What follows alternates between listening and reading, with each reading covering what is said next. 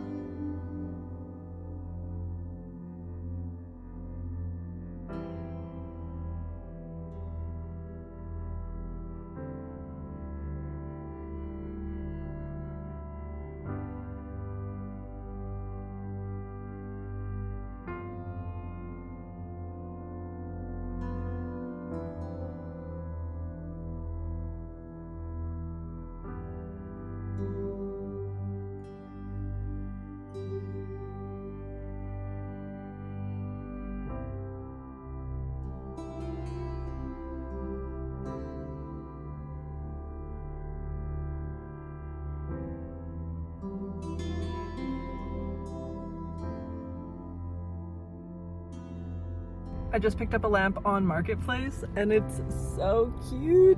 I love it.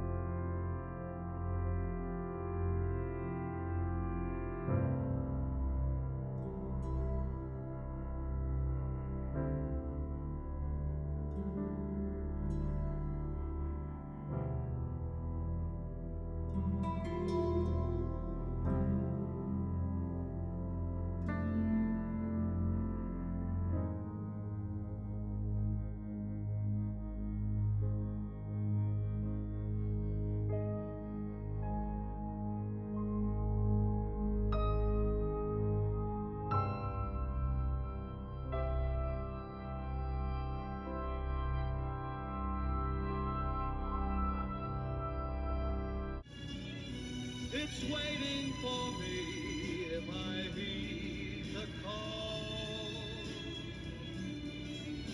I feel like recently and randomly, Catholic trauma has been coming up a lot in my life.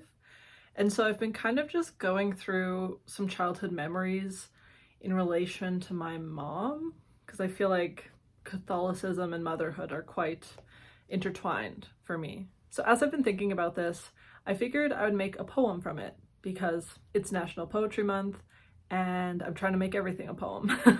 So yeah, I sat with this and I thought of the line, "A church is a woman," which at first felt like it was good, and then I kind of thought I just sound like John Mayer. I then decided to do a creative practice thinking about what else a church could be.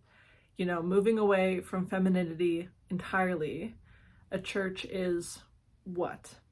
And so I came up with the line, "A church is a convenience store," which to me is quite a bit more interesting and thought-provoking. But I didn't know exactly how to make this into a poem. And so this is my very long-winded way of saying I made this painting called "A Church is a Convenience Store." I'm genuinely happy with how this turned out. It was quite a challenge to envision both of these different buildings merged into one, but I feel like I made it work. My only critique is that the perspective is very wonky. So this church, the car, the Loras garbage bin and building, nothing is really accurate. Like the dimensions are quite off. But at the same time, I wasn't too focused on fixing that because this whole concept isn't real. You know, it's already a bit uncanny and otherworldly. So it just didn't feel too important to change and compromise all of the colors and everything I had going on in the process. So yeah, I'll show you a close-up.